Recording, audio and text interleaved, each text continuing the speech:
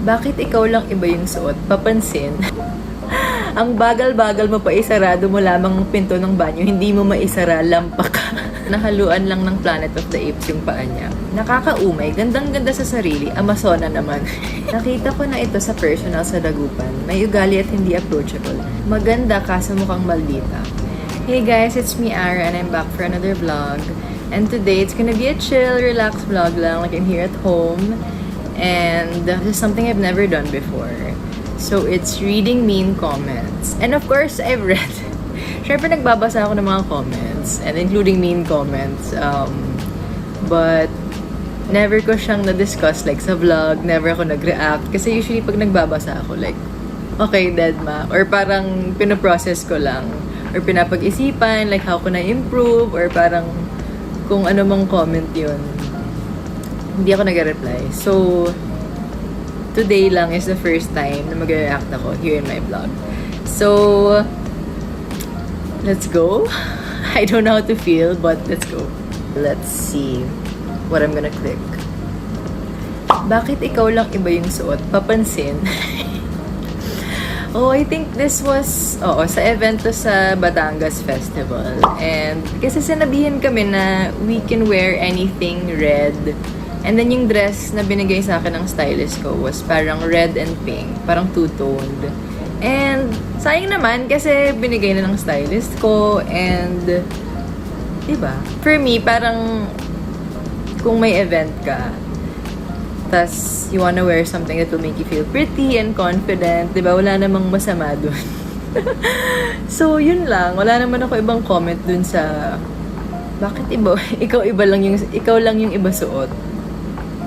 Hindi naman sa gusto ko maging papansin. It's just that yun yung dress ko for that day. So, I actually like the color. Parang, I always feel fresh in pink.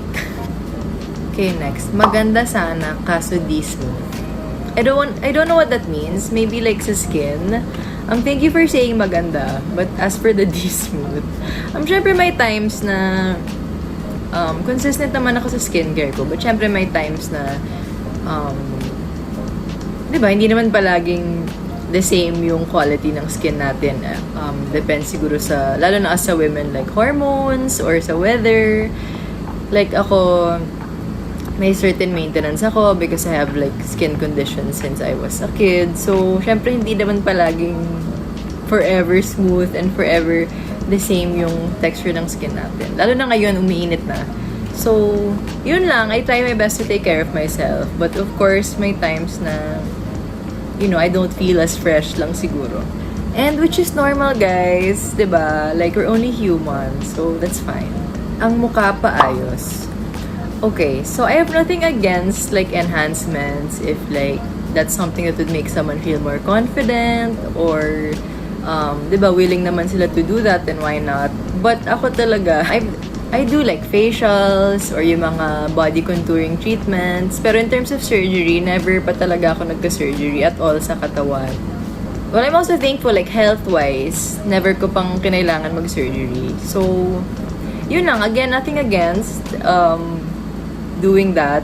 But ako talaga honestly, hindi ko pa nagagawa. Tigas ng katawan. Okay, I don't know what this means, but if it's in terms of being like firm or muscular, then I take that as a compliment. Kasi I try naman to work out regularly. And yun. Kasi parang nung nag-comment to, parang ang tingin ko lang, they mean it negatively. So, yun. Again, maybe we have different body shapes and body types. And yun. Again, there's nothing wrong. Okay, so may nag-comment sa TikTok ko. It was my wedding scene. So, syempre, may veil and all that. Parang the hair. So, may nag-comment, Tony Gonzaga, nandito na kamukha ni Mama Mary. Tapos, nag-reply ako, ha ha ha. And then, may nag-comment, at naniwala ka naman na kamukha mo nga. So, for me, hindi naman sa parang nag-feeling ako na, okay, I look like Mama Mary. I think it's more of favorite movie ko kasi yung Starting Over Again, kung hindi niyo nag-gets yung reference na to. And that scene, forever akong natatawa doon sa scene ni Tony Gonzaga. Yung lumuhod pa siya, tapos parang Kasi yung reference nun kay Miss Isa Calzado, diba? So, and yung parang may shawl din ata siya. So, siguro kaya lang nag-comment dito na kamukha ni Mama Mary kasi may veil ako and all that, yung vibe. So, parang more of natawa dito because of yung reference ng scene at dahil fan ako nung Starting Over Again. Huwag naman kayo magalit na naniwala ako agad. Ka-cheap naman ang content. Buong family ginawang clickbait. I think this is for one of like my vlog. Parang vlog snippets or vlog preview. Yung pinapost ko sa TikTok. Ewan ko, wala akong reaction, diba? Wala namang pumipilit sa'yo to watch my content or anyone's. Like, kung magko-comment kayo, like, ano mong content yan. Diba? It's your choice naman if you want to watch it or not. And yung buong family ginawang clickbait. Bakit? Parang, diba? Kunyari, you have a family vlog. Siyempre, yung preview ng vlog na yun will be, diba? If it's like family content or what. So, yun lang siguro. Parang, it's okay if you want to comment that. But, yun, no one's forcing you naman to watch any video. Okay, ito. One of the scenes that I shared, like, yun, ito yung suntukan scene ni McCoy and Elijah. Tapos, inaawat ko sila. So, ito. Perfect sana si Catherine, kaso nahaluan lang ng Planet of the Apes yung paa niya. Then another one, biglang nasaka. And then the next one, bakit ganun maglakad yung babae? Okay, so story time. Okay guys, mataas yung heels ko that time.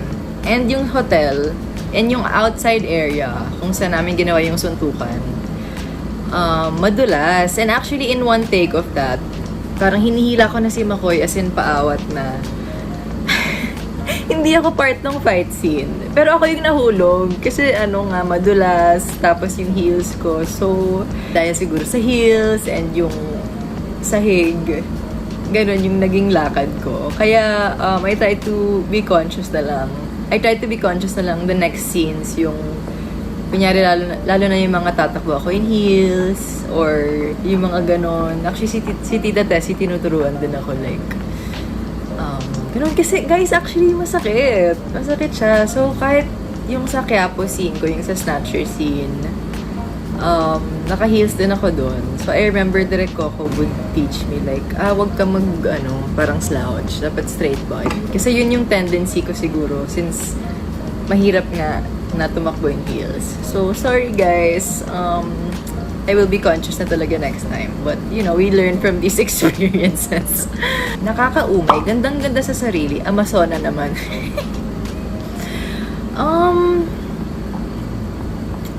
Honestly, I don't think, for me, hindi naman ako gandang-ganda sa sarili. But, diba, I think there's nothing wrong na may days ako na, kunyari, I really like what I'm wearing. Tas sa aura ko. Kasi I think na-comment to sa isang, yung sa MediaCon ata namin. Tapos nagpo-post ako yung na blue dress. Parang nag-post lang, gandang-ganda na sa sarili. Siguro more of diba, happy lang ako for that day, sa sinusuot ko, and, diba, also for my content and for my IG, kailangan, maganda. So, okay lang naman. Okay guys, ito naman, it was a TikTok that I did with Inigo Pascual. Kasi we all know naman na super galing ni Inigo sumayaw. So that day, trending yung trending yung maybe this time sa TikTok. And sabi niya, sige na Ara, let's do it. Parang ako like, oh my God, hindi ko kaya yung Inigo level. Parang sige na, break time nun. So, yun, napasali ako sa trend. And then we posted it. And then may nag-comment. And when I posted it na, pangit sumayaw, di marunong. Well, again, hindi naman kasi ako nag-feeling na, yun nga, at first, I didn't wanna do it because I know how good Inigo is. And me naman, I know I'm not a dancer. I mean, my time in high school for a while that I used to, like in certain school events, but hindi talaga ako yung dancer. So, accept ko naman na di naman ako masyadong marunong sumayaw. Bigay na natin yung kay Inigo. Okay, dapat Catherine, lalaban ka. Ang liit na lalaki yung si David. Sa akin, hahatawin ko yan ng putol na kahoy para matauhan. Ang hina-hina mo, tsaka dapat hindi ka sasama sa hotel kung ayaw mo. Kung ayaw mo, dapat hindi ka sumama sa hotel. Ang hina mo. Ang hina mo pa naman. Nagkakanda pa ay napakapatag niyang tinatakbuhan mo. Ang bagal-bagal mo pa isarado mo lamang ang pinto ng banyo, hindi mo maisara, lampa ka. Okay guys, so ito yung honeymoon scene. So I think sobrang affected ng taong to sa eksena.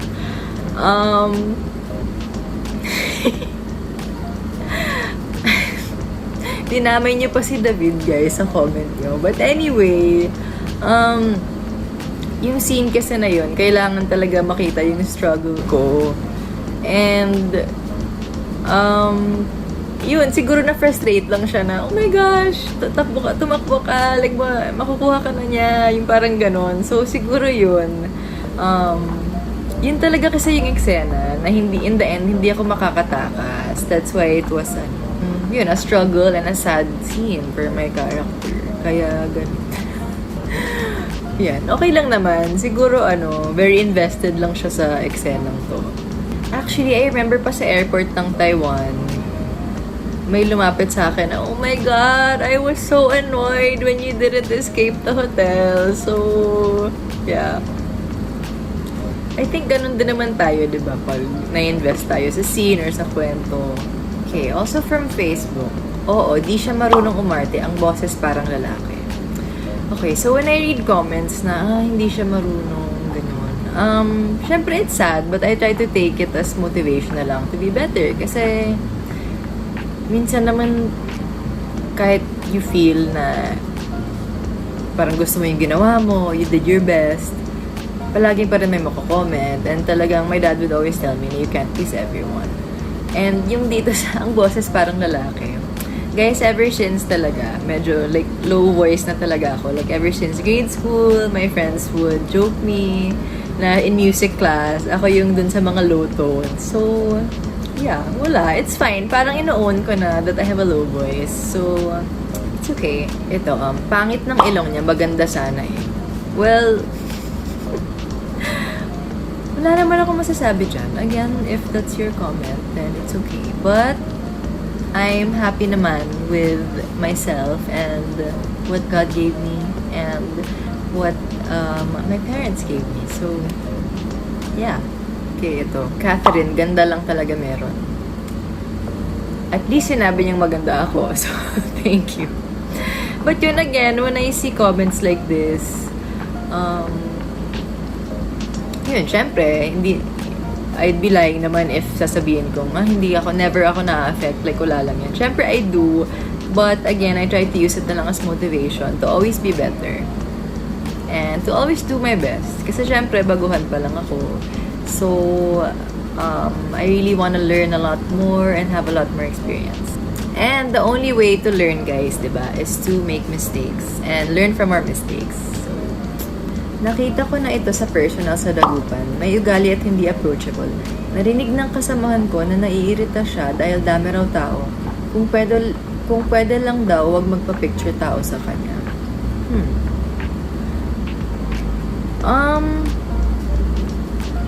Again, I think, siguro na misinterpret lang ako. And sorry if you felt that way. Kasi ako naman, if nakasalubong niyo ako and you ask for a picture, I'm always game naman. Pero siguro during this time, I remember kasi nung nagpo-promo kami with Tita Irma, tas may spills pa kami.